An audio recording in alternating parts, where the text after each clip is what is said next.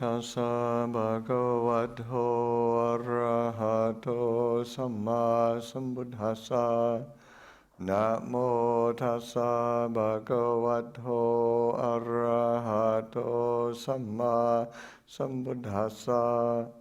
Namo tassa bhagavato arahato samma sambuddhassa.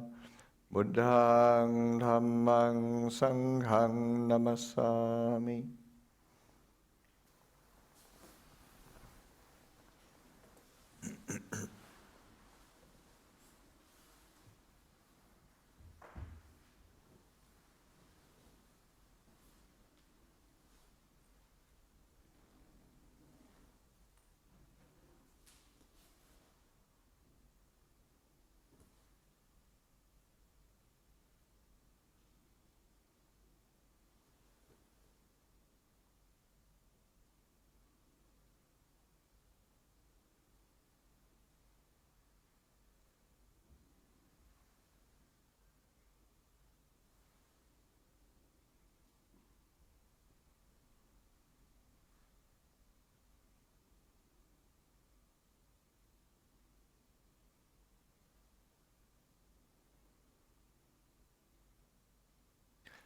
This afternoon at tea time, there was a question about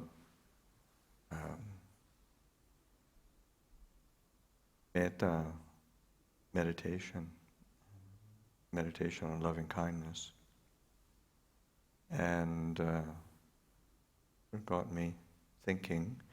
So I thought I would talk a bit tonight about development of loving kindness as a meditation.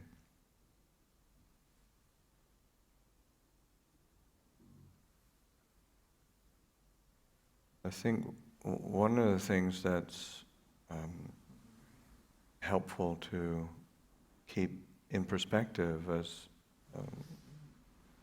as we try to use loving kindness as a meditation object or meditation subject, is that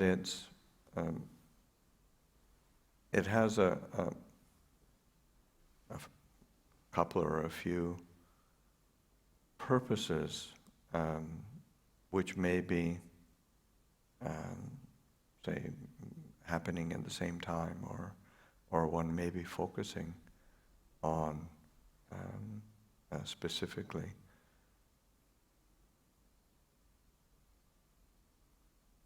One of the purposes would be a decreasing of unwholesome mental states, or decreasing of unskillful mental states of aversion, ill will, negativity, and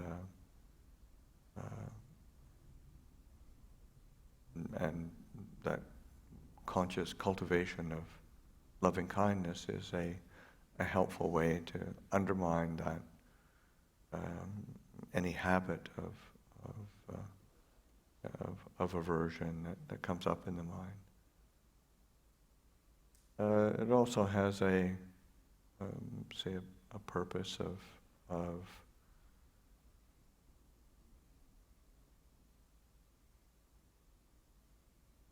helping the mind to become focused and settled, to have the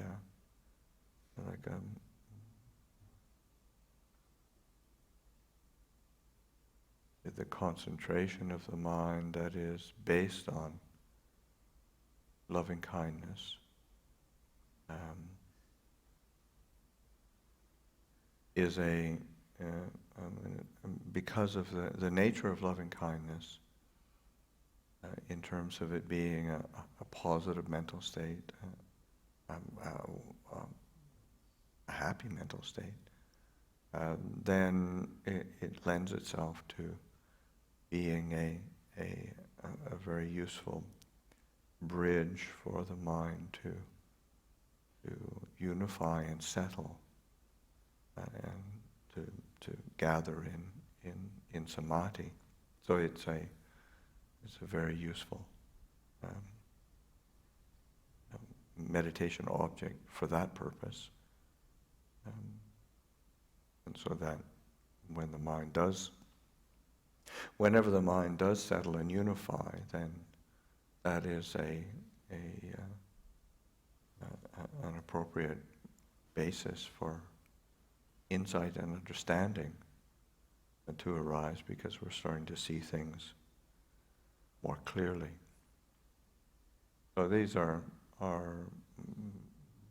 purposes or different direct ways of directing attention, and they're not mutually exclusive, and actually probably complementary and mutually supportive.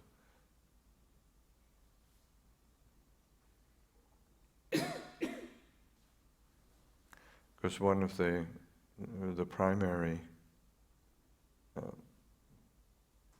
encouragements that the Buddha gives to undermine ill will and aversion is loving kindness, and so that takes conscious effort, a conscious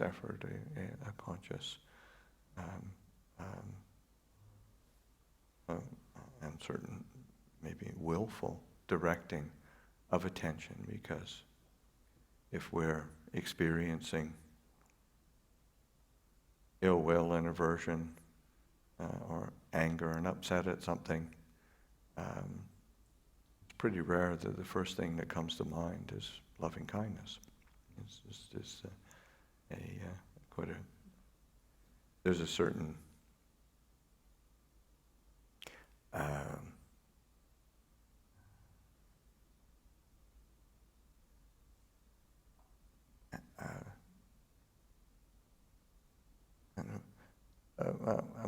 satisfying energy that comes when you get angry and you have a really good rant, whether it's actually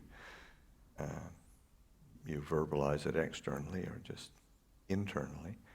It doesn't mean it's useful, but there's a certain satisfaction there, that kind of righteous.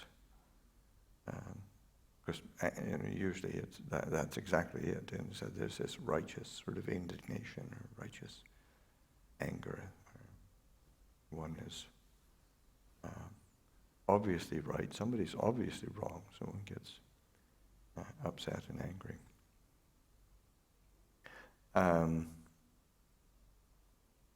Unfortunately, it's kind of dysfunctional. So it doesn't really make one happy.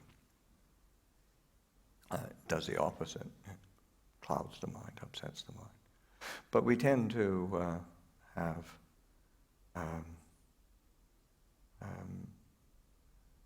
the way that, say, ill will and anger works, it tends to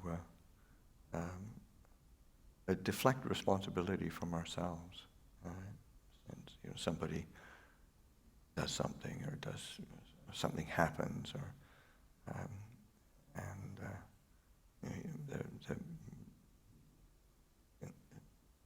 that person made me so angry. You don't really reflect on that sort of.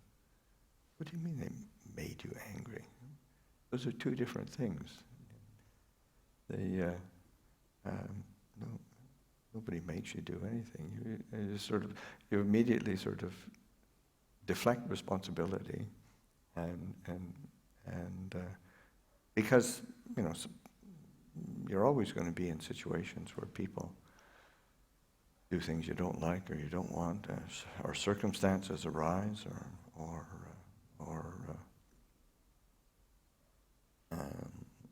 events take place on a social level, and they're not going to be to your liking, but we tend to.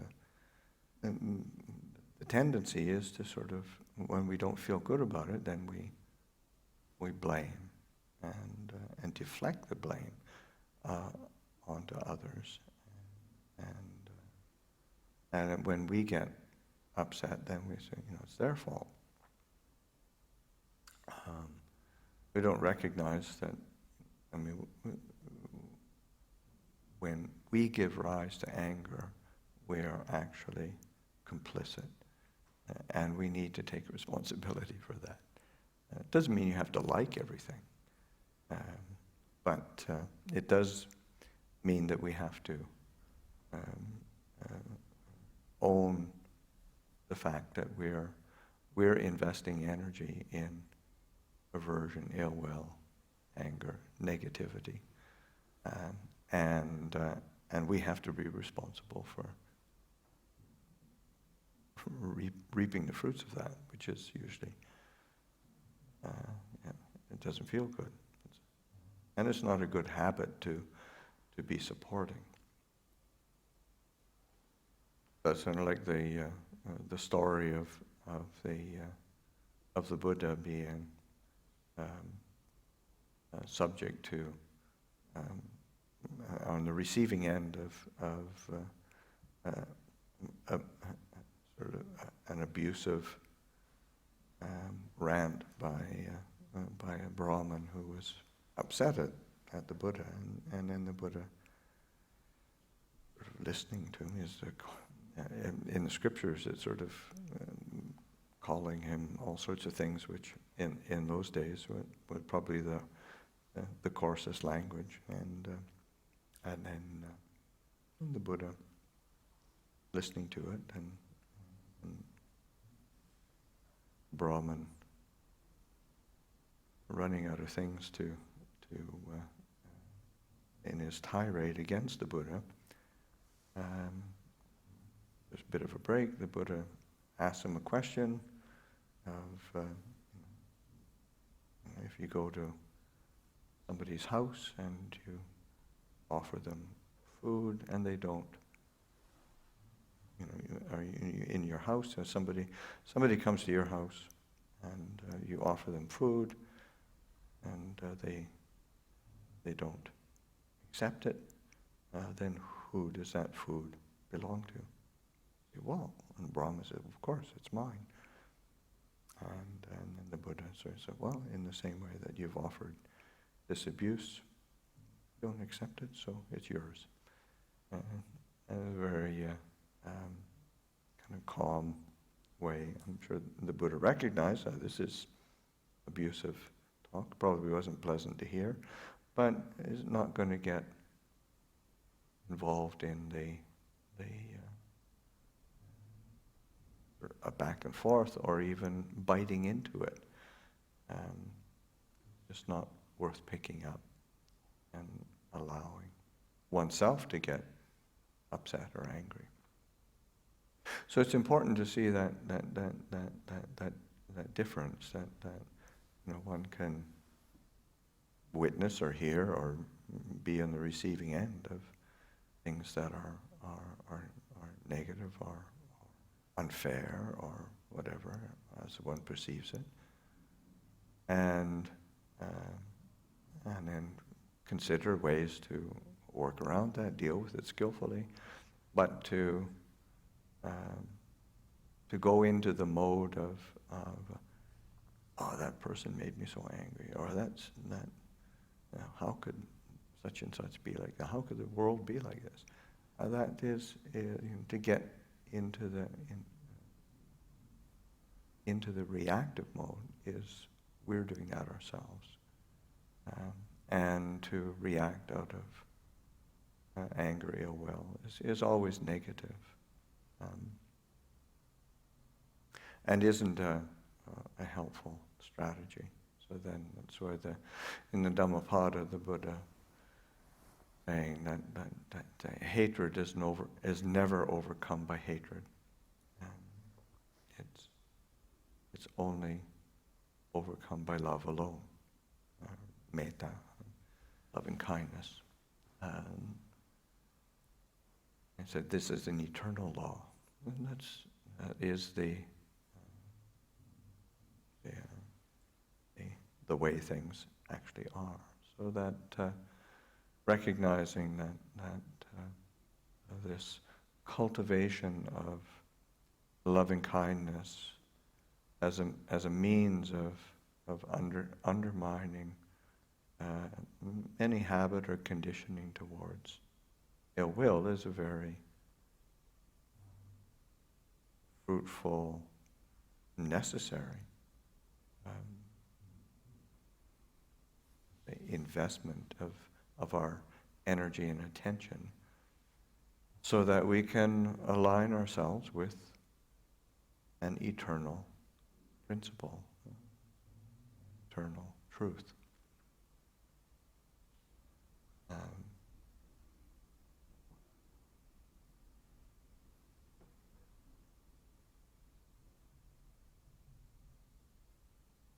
Also, when we think of the cultivation of loving kindness, and one on that sense of undermining ill will, aversion, it's a fruitful directing of attention. But then also it has the tendency or the propensity to elicit states of well-being within the mind, within the heart. It's that conscious directing of attention to well-wishing. That's because sometimes, just in terms of language, sometimes it's hard to, like that idealization of I've got to be loving and kind to everybody. But on a certain level it's true, but it's also, maybe it's not quite that black and white or that strong. But that sense of well-wishing is really important. It's like in the when we do the Buddha's teaching on I mean, there's many teachings on loving kindness, but the one of well-known discourse from the Sutta Nipata, the Metta Sutta, there's the phrase, wishing in gladness and in safety, may all beings be at ease. It's just that, and that's kind of the essence of the metta citta, the heart of metta. Is it's that well-wishing, the wishing for all beings to experience happiness, safety, security, well-being, ease. So those are and when we realize that all beings actually do wish that.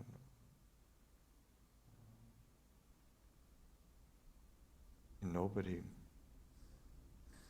sort of wakes up in the morning and go to brush your teeth, look in the mirror, and sort of, well, how can I be more miserable today? It isn't part of our makeup. We quite naturally incline to, well, how can I experience more well-being, more happiness? And we may have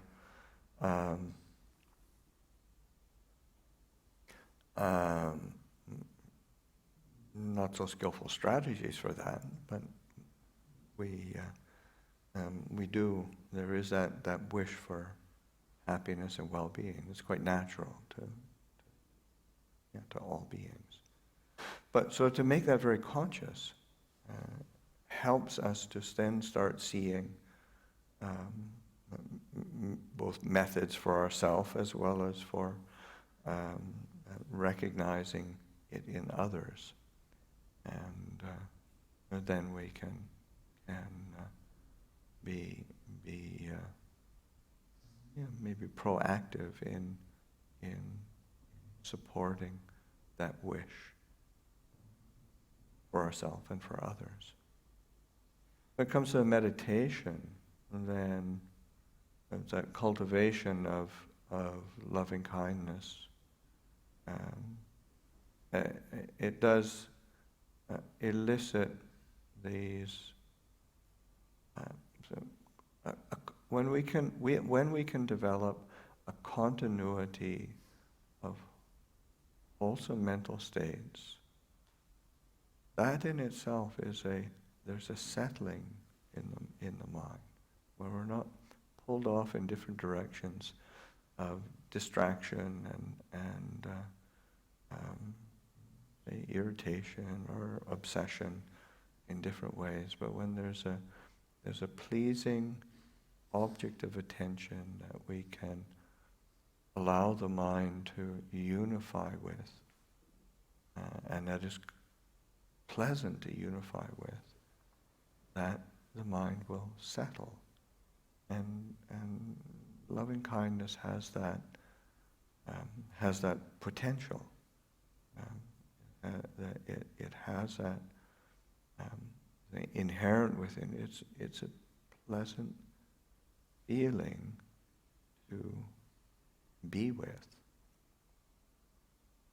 And so that we're just learning how to elicit that, so that that cultivation of loving kindness practice, and there are many different methods and techniques that have been cultivated since the Buddha's time as a meditation practice. And generally,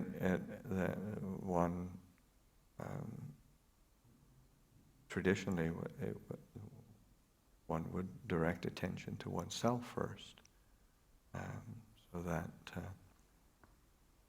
trying to establish a sense of ease within oneself, a sense of a bright, wholesome continuity of these thoughts of loving kindness. And that's that as a traditional method and as a general approach, I think it's very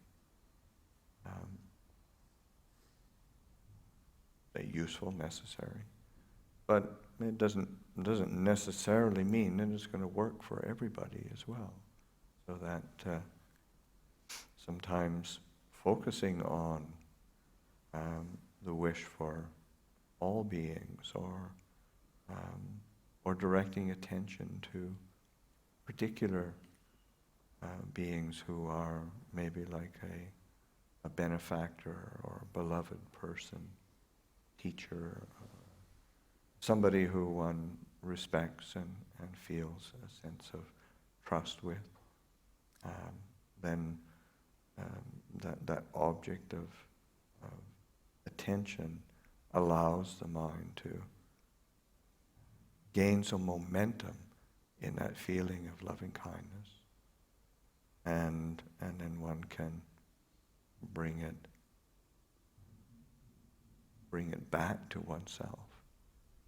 Because on a certain level, at some point we have to come back to ourselves to establish that within ourselves, because we can only share what we have. Otherwise, it's a concept, or it's an idea. So but we have to be sensitive to, well, what's actually working, and how do we make it work? How do we support this process of of loving kindness being established. And sometimes finding a particular method or technique,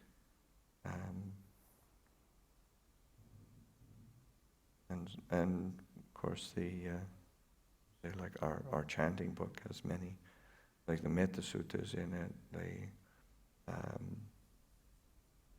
the verses on universal well-being are there. The one that starts,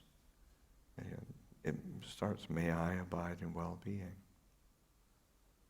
freedom from affliction, freedom from hostility. Those are phrases that we can use to help elicit a feeling. In the same way, may all beings, may everyone abide in well-being. And then extending that out.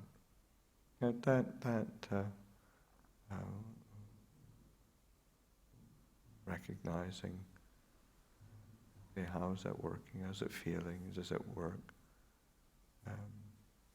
Or the chant on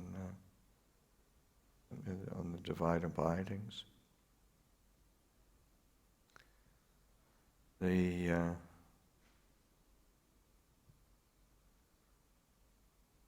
Where one takes the developing of loving kindness and begin to extend to the different directions.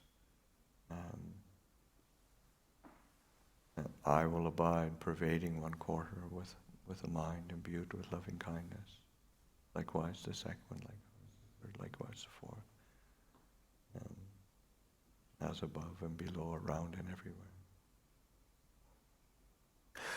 So it's a way of saying, okay, what's working, what resonates, and of course also as we do it, sometimes we find something that works,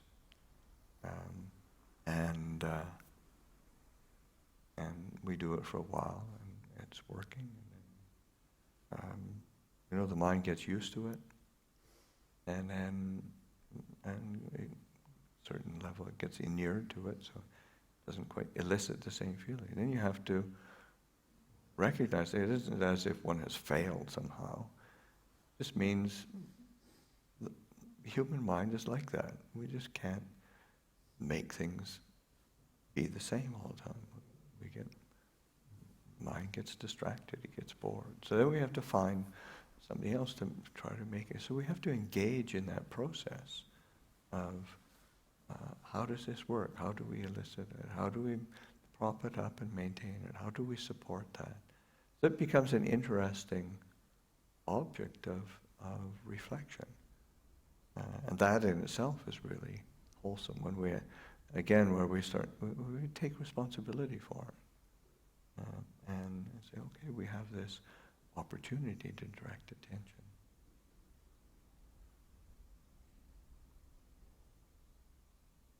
And I know for myself that I've done various practices. One of the ones that sets of phrases that resonate for me is Bhante Gunaratana, in his teaching, and I'm not sure where he got it for his, because he's quite traditional, but I've never seen it anywhere else. Phrases of may I be well, happy, peaceful. May no harm come to me. May no harm come, may no problems come to me, dangers come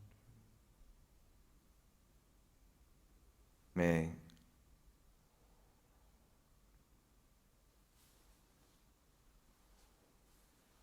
May I always experience spiritual success. May I have the patience, determination, and understanding and determination to meet and overcome the inevitable problems, difficulties, and failures in life. May I meet them, may I always meet them with virtue and integrity, kindness and compassion, mindfulness and wisdom. And these are, I find those phrases very, one quite practical, and two quite, and somehow resonates with me.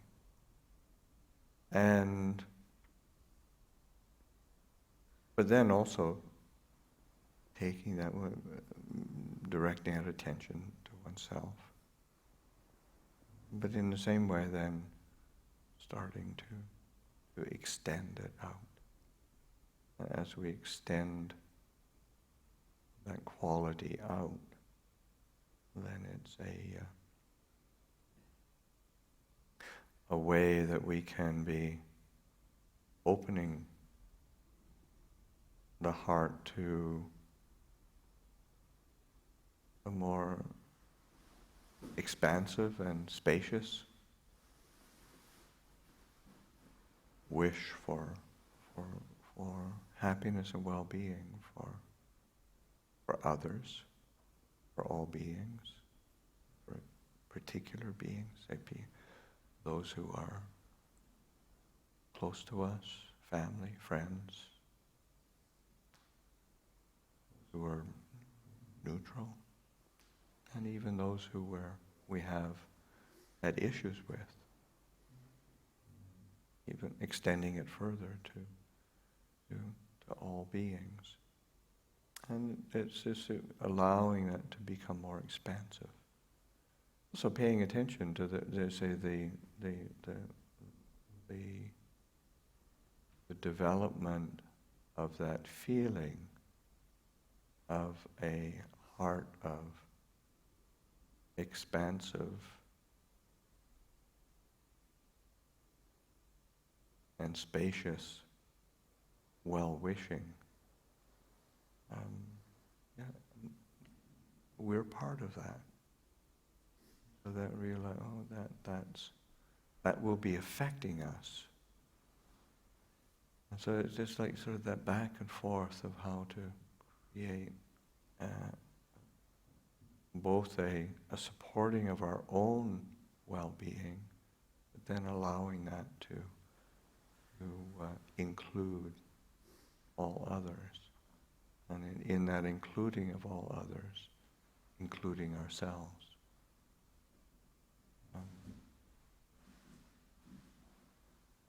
One of the idioms that's sometimes used for the, say, developing of loving kindness is the like ascending of loving kindness out. And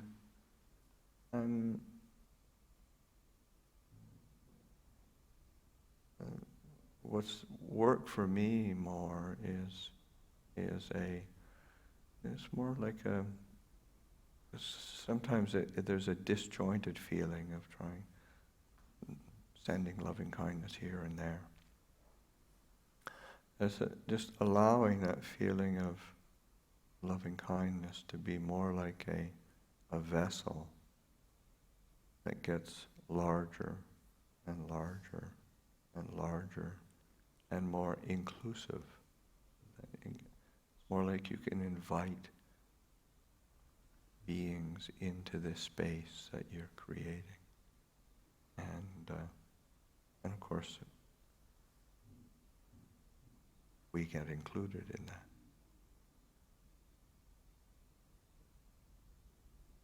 As we do that, that tends to elicit, if it feels tiring or or oppressive, then it's important to come back to that feeling of happiness, or that wish for happiness that they're trying to elicit, because we can, again, tire ourselves out by trying to force the mind into some sort of mold. But that cultivation of well-wishing and wishing for happiness, wishing for safety, wishing for security, wishing for peace. That's a very bright mental state. The heart is uplifted by that, and then to allow that to settle and be a bridge of where that it can be its own meditation object in the sense of that feeling, or one can be using say like another meditation, say like the breath, and the breath is say like a tangible object, but then it's suffused with that feeling of loving kindness, and suffused with that feeling of well-wishing and happiness. And that sense of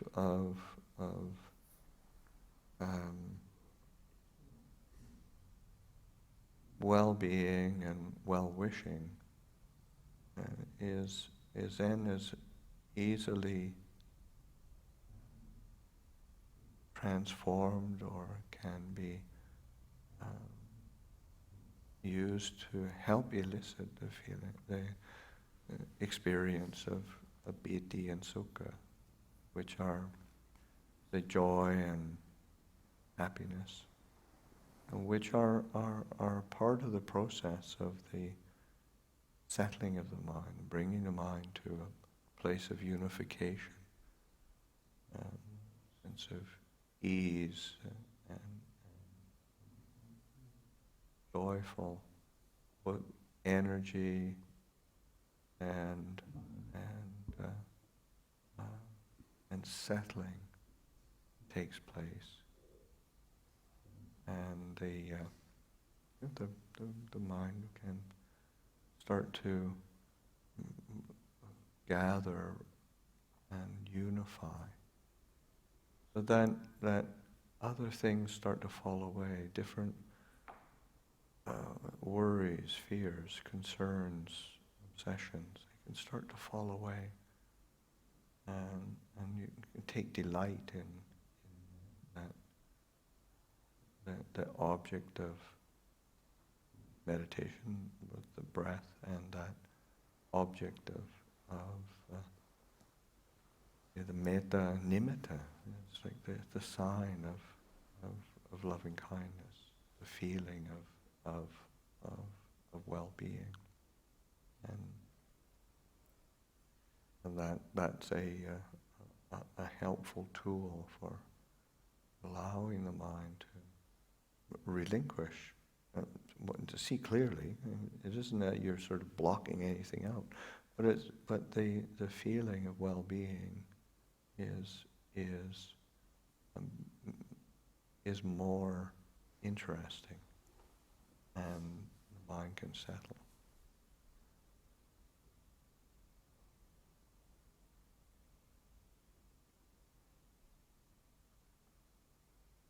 The Buddha actually uses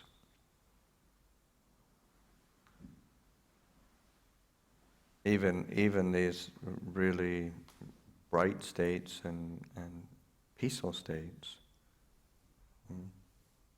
even those can be used for an investigation of insight, where there's even something as when the mind does settle, the mind becomes very refined, very peaceful, very clear. and it'll change. But even at something as bright and delightful as the settled mind with loving kindness as its object, because even this is subject to impermanence. Even this is subject to change. Oh, and it's that reflection of an insight reflection on that principle of anicca, of change, and those insights into the universal characteristics of anicca, dukkha, anatta. So it's a catalyst for insight. It's not as if one is sort of, oh dear, my meditation's fallen apart. It's just, mine's always falling apart. That's the nature of the mind. It's our obsession with trying to make it fixed, and as if we're finally going to get it right somehow. I mean, there's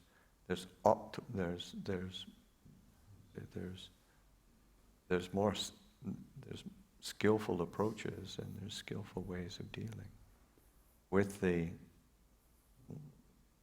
conditions of our being, and that cultivation of peace and clarity and stability and spaciousness. Those are really important.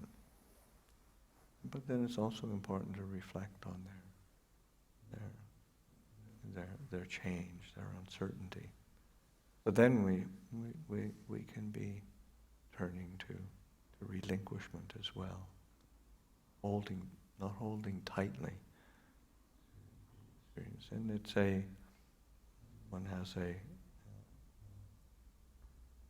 one's making really skillful choices, learning how to take our experience and not be overwhelmed by it, not being oppressed by it, not being oppressed by our own mind. So either we have this opportunity to train the mind, to learn and understand the heart, understand this human condition. I'll offer that for reflection this evening.